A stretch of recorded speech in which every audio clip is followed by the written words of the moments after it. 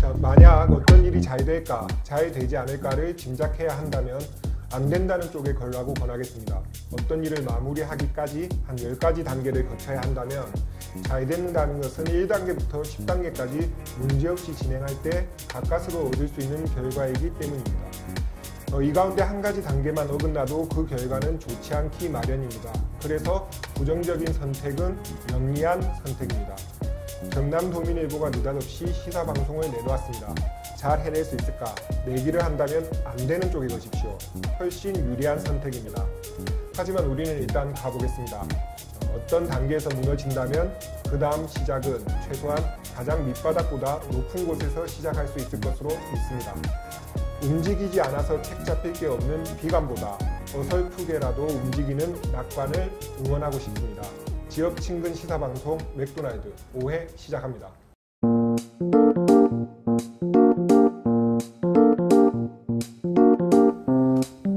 뉴스브리핑 맥모닝. 오늘은 경남도민일보 편집부 이동욱 기자입니다. 반갑습니다. 반갑습니다. 네, 지난주에 이어 두 번째 시간입니다. 오늘은 어떤 소식을 들고 오셨나요? 네, 오늘은 2월 19일자 경남도민일보 사회면에 실린 창원 도랑 살리기 실컷 해놓고 라는 기사를 소개하려고 합니다. 네, 저도 봤습니다. 사진을 보니까 하천 바닥에 마치 담뱃값을 전시라도 하듯이 엄청난 쓰레기 양이 되게 인상 깊었는데요. 네, 사진 속 장소가 창원시 의창구 동읍 자여마을. 자여마을은 이제 거의 도시에 가까운 모습입니다. 네. 가보시면 하천 양쪽으로 아파트와 도로, 농지가 이렇게 나란히 서 있는데요. 그래서 하천으로 이렇게 쓰레기가 좀 많이 모이기 쉬운 구조이기도 합니다. 네, 네. 그 도랑 살리기 사업을 이 지역에서 한번 했던 걸로 기억을 하고 있습니다. 네, 이곳은 2013년에 인근의 금산마을 그리고 마룡마을과 함께 도랑 살리기 발대식을 했습니다. 당시만 해도 환경 정화 활동이나 뭐 그런 이후에 이제 사후 관리나 이런 것들이 좀 활발했었는데 네. 시간이 지나면서 좀 흐지부지 된 게 아닌가 싶습니다. 네. 창원시에서도 1년에 5차례 정도 사후 관리를 정기적으로 하고 있는데 좀 역부족이라는 이야기를 하고 있습니다. 예, 그 도랑 살리기 사업 얘기를 하니까 생각이 나는데 이동욱 기자가 이쪽 전문가죠. 예전에 기획 보도를 한 기억이 있습니다. 네, 저도 예전 기억이 나서 찾아보니까 그 2011년 초부터 2013년 초까지 2년 정도를 올해 기획을 했죠. 예. 네. 그 사후 관리가 잘 안 되는 거는 아마 자여마을뿐만이 아닐 것 같은데 도랑 살리기가 어떻게 진행이 돼야 된다고 보시는지. 우선은 이제 제가 과거 취재 때 들었던 이야기 중에 이제 가장 기억나는 부분은 도랑 살리기 그 자체가 사업이 아니라 운동이 되어야 한다는 이야기였습니다. 네, 사업이 아니라 어떤 운동. 네네. 네. 그 도랑 살리기 운동을 시작할 때 초기에는 이제 환경단체나 연구소가 그 길잡이 역할을 하고 그리고 행정에서 뒷받침을 할 수 있지만 결국에는 주민이 주도하는 체계가 만들어져야 된다는 이야기입니다. 그렇죠. 어떤 단체나 행정이 끝까지 그걸 끌고 갈 수는 없으니까 꾸준히 관심을 둬야 될 주체는 아무래도 주민이 돼야 될 것 같습니다. 네, 맞습니다. 그 창원시만 예를 들면 이제 행정수장이 바뀌면서 중점을 두는 정책이 좀 변해왔습니다. 초대 박한수 시장만 해도 환경에 관심을 두면서 그 당시 북면에 있는 신흥마을에서 도랑 살리기 운동 발대식을 했었습니다. 그때 아무래도 시정 구호가 환경 수도를 좀 표방했기 때문에 좀 그런 경향이 있었던 것 그렇습니다. 같아요. 예. 그래서 그 도랑 살리기 운동 발원지라는 기념비 제막식도 신흥마을에서 했었고요. 네. 안상수 시장은 첨단 관광, 허성무 시장은 수소산업 이쪽에 이제 관심을 많이 두는 것처럼 지금 보입니다. 두 시장 모두 환경에 소홀하다 이러면 억울하다고 할 게 거의 분명할 것 같지만 우리가 보기에는 네, 관심사가 조금 달라지지 않았나 네. 이런 생각입니다. 행정수장 의지가 역시 중요하겠네요. 네, 그 수장이 이제 바뀌더라도 도랑 살리기부터 이루어져야 강 살리기나 요즘에 이제 강은 흘러야 한다 그런 이제 구호들이 많이 나오고 있지 않습니까? 그런 어쨌든 도랑 살리기가 이제 국토의 실핏줄을 살리는 길이다 그런 대명제를 좀 잊지 않았으면 합니다. 그 언론도 이제 단발성 보도를 넘어서 어떤 상수원 보호구역 인근 마을 그쪽을 이제 좀 실태를 점검하는 어떤 기획이나 아니면 이제 잘하는 곳을 이렇게 본보기로 보여주는 뭐 그런 또 기사도 좀 필요하다고 생각을 합니다. 예, 속담도 있잖아요. 윗물이 맑아야 아랫물이 맑다. 알겠습니다. 지금까지 경남도민일보 편집부 이동욱 기자였습니다. 네, 고맙습니다. 감사합니다. 내일 한번 더 볼게요. 네. 네.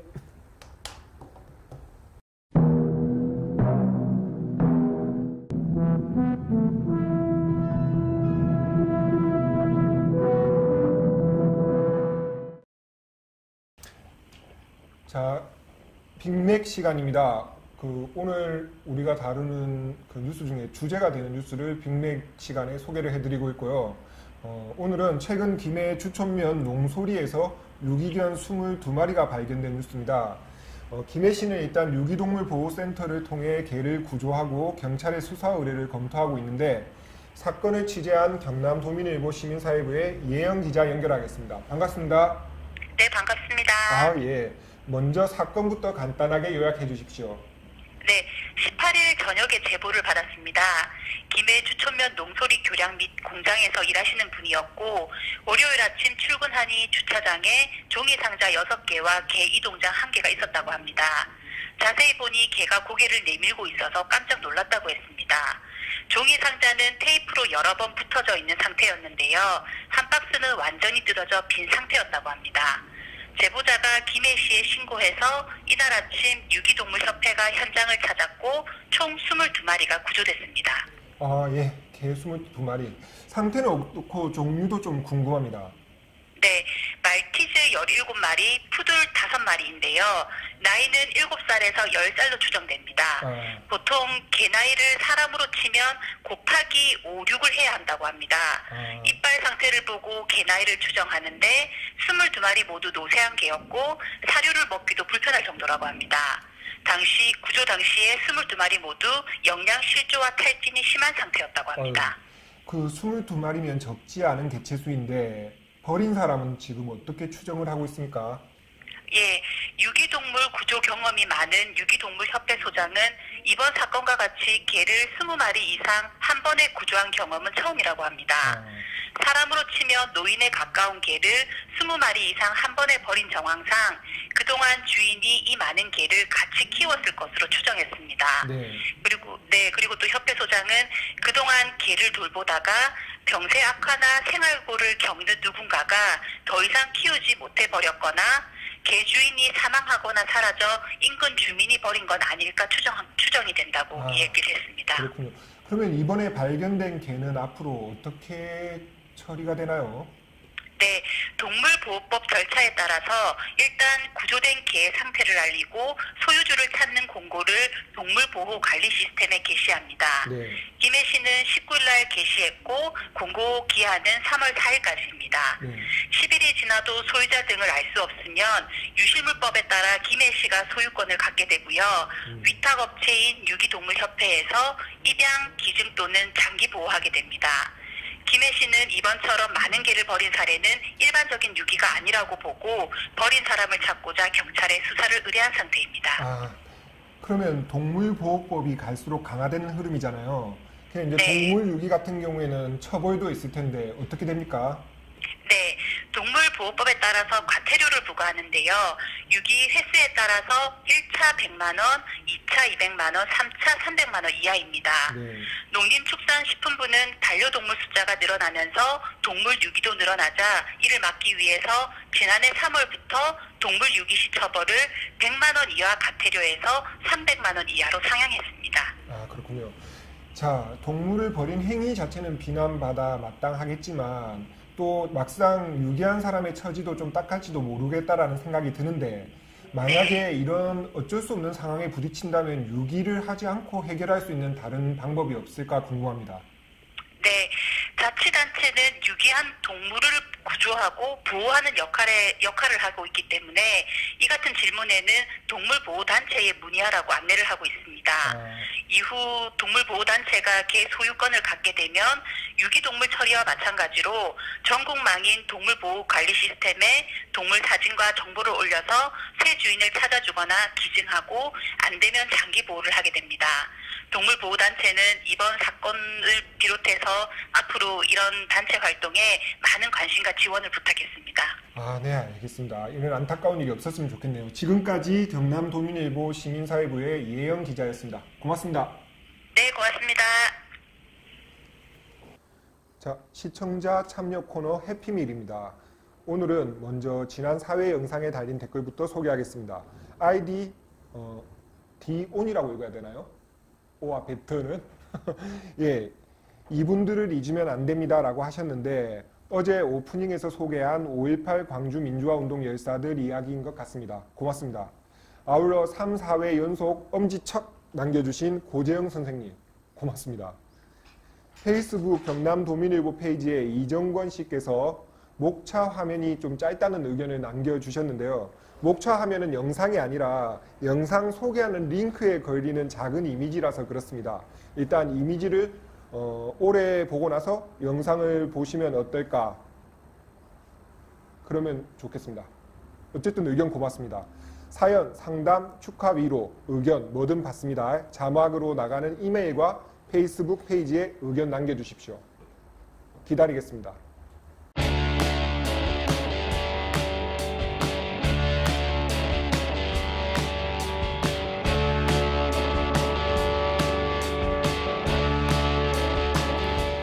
바이바이 오토바이 두 번째 시간입니다. 경남도민일보 경제부 조재영 부장입니다. 반갑습니다. 네, 반갑습니다. 네, 혹시 어제 전국 동시 조합장 선거 말씀하셨던 그분? 네. 네, 맞습니다. 네, 맞습니다. 오늘 어떤 얘기를 준비하셨습니까? 네, 오늘은 그 오토바이를 탈 때 사고가 주로 일어나는 지점이 어딘지. 네. 주로 오토바이하고 차하고 이렇게 일어나는 사고가 많은데 차들도 또 차량 운전자들도 어떤 부분을 조심해야 되는지 네. 이 부분 집중적으로 말씀을 한번 해보도록 맞습니다. 한쪽만 조심해서는 안 되더라고요. 네, 진짜. 그렇습니다. 예. 그러면 어떻게 네, 우선에 그 설명을 드리자면 일반적으로 생각하기에 오토바이 사고는 혼자서 이렇게 뭐 커브길을 달리다가 과속을 해서 네. 날아가서 크게 다친다. 네.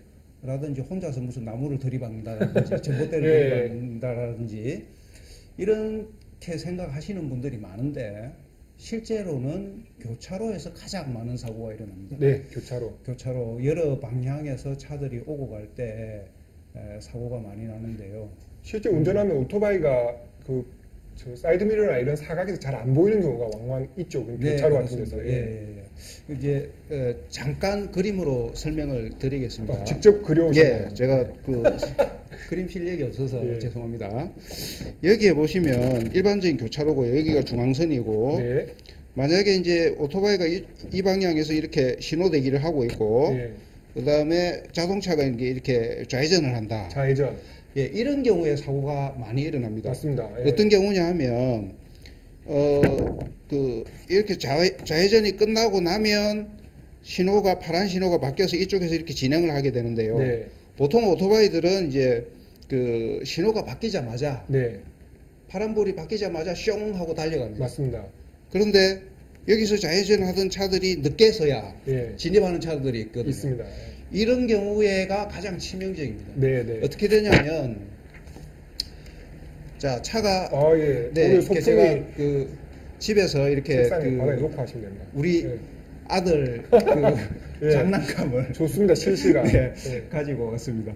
이게 이제 만약에 이쪽에서 신호등이 빨간불에서 파란불로 바뀌었죠. 네. 이때 제일 앞에 있는 오토바이가 진행을 합니다. 맞습니다. 출발을 하는데 이렇게 꼬리 물기를 하든지 가로늦게 들어온 차들이 이렇게 들어오게 되죠. 네. 그러면 이렇게 정면으로 박든지 아니면 속도 차이가 나면 이렇게 받게 됩니다. 맞습니다. 예, 이렇게 되는 경우에 이렇게 전도가 되겠죠. 네. 마찬가지로 이제 이렇게 받게 될 경우 가장 심각한 상황이 발생합니다. 이렇게 밀고 가게 되죠. 깔게 예. 이런 경우에 최소한 중상 내지는 사망 사고가 일어납니다. 네네. 예, 그래서 꼭 이제 제일 주의하셔야 될 부분이 오토바이 운전자 같은 경우에는 신호가 바뀐다고 해서 파란불이 들어왔다고 해서 절대로 바로 출발하시면 안 됩니다. 예. 그거는 네, 예. 늦게 들어오는 차량이 있는지 교차로에 진입하는 차량이 있는지 좌우 전방 네. 쪽에서 진입하는 차량이 있는지 반드시 확인을 하시고 출발을 하셔야 됩니다. 예, 근데 항상 네. 막 우리 전문용어로 훅가시 넣는다고 하잖아요. 그렇죠. 예. 이렇게 막 네. 번호 불이 바뀌면 바로 출발할 태세가 네. 항상 돼 있어가지고 과연 잘 될지 모르겠어요. 그래서 예. 한 템포 늦게 출발을 하셔야 되는 게 맞고요. 한 항상 템포 늦게. 네, 예. 오토바이 운전자들은 항상 이것을 머릿속에 염두에 두셔야 되고요. 그 다음에 자동차 운전자들도 교차로에 진입할 때 정면이나 혹은 좌우 쪽에 오토바이가 대기를 하고 있는 게 보이면 항상 조심을 하셔야 됩니다. 네. 신호라는 것이 사람의 심리가, 운전자의 심리가 언제든지 신호가 바뀌면 출발해야 되겠다라는 심리가 강하기 때문에 언제든지 저게 교차로로 진입을 할 수 있다. 내 차 쪽으로 달려올 수 있다. 네. 라는 가정을 하시고 방어운전을 하셔야 됩니다. 오토바이는 또 네. 출발했을 때 순간 속도가 네. 빠르지 않습니까? 그러니까 네, 저게 뭐 그렇습니다. 조금 예. 약간 거리가 있다고 해서 예. 차는 탄력이 붙어야 속도가 붙지만 오토바이는 그렇죠. 바로 튀어나오니까 예. 멀리 있다고 싶어서 그냥 가다가는 탁 받치는 경우가 네. 왕왕 있더라고요. 그렇습니다. 예, 그래서 제가 이제 통계까지 가지고 오지는 못했지만 교차로 사고가 가장 치명적이고요. 네. 그래서 인명사고도 많이 나는데 우리나라 제도 중에서 이제 이런 부분이 있습니다. 관련 제도를 말씀을 드리자면 일반적으로 자동차 운전자들 이런 거 모르시는 분들 많습니다. 고속도로나 자동차 전용 도로에 이륜차가 운행을 할 수 없습니다. 네. 법적으로 도로교통법상 금지가 되어 있는데요. 네. 이런 나라는 전 세계에서 대한민국과 몇 개의 국가뿐입니다. 인도네시아, 베트남, 대한민국, 그리고 한 나라가 정확하게 기억이 안 나는데 전 세계에서 4개국 정도만 고속도로 통행이 안 되고요. 오토바이 운전자들이 장거리로 먼 거리를 이동하고자 할 경우에는 자동차 전용 도로를 이용을 하거나 고속도로를 이용하면 가장 안전합니다. 그런데 예를 들어서 여기서 만약에 창원에서 김해 장유를 간다. 전부 국도로 가야 되죠. 예, 국도로 가야 되죠. 예. 그러면 쉽게 말하면 창원 터널이 전용도로로 지정이 되어 있죠. 자동차 전용도로라서 이륜차는 오토바이는 진입을 할 수가 없습니다. 그러면 창원에서 장유를 오토바이를 타고 가려고 하면 동업으로 해서 진영으로 해서 이렇게 네네. 빙 둘러서 수십 킬로미터를 수십 개의 교차로를 지나서 가야 됩니다. 교차로를 많이 지나면은 그만큼 사고 확률이 높을 수밖에 그렇죠. 없다. 그렇습니다. 알겠습니다. 그래서 제가 이 얘기를 꼭 드리는 것입니다. 네. 반드시 제도 개선이 필요한 부분입니다. 알겠습니다. 역시 또 오토바이를 통해서 교통문화에 대해서 또 한 번 더 다시 생각해 보게 되네요. 어쨌든 기본적으로는 양보. 네, 맞습니다. 양보. 서로가 서로를 생각하는 그런 마음이 반드시 필요합니다. 알겠습니다. 네. 오늘 자리 고맙습니다. 다음 주에도 또 재밌는 오토바이 얘기 듣도록 하겠습니다. 고맙습니다. 네, 감사합니다. 지역 시사 흐름의 맥을 도민일보가 날로 전해드립니다. 빠밤빰빰빰 맥도날드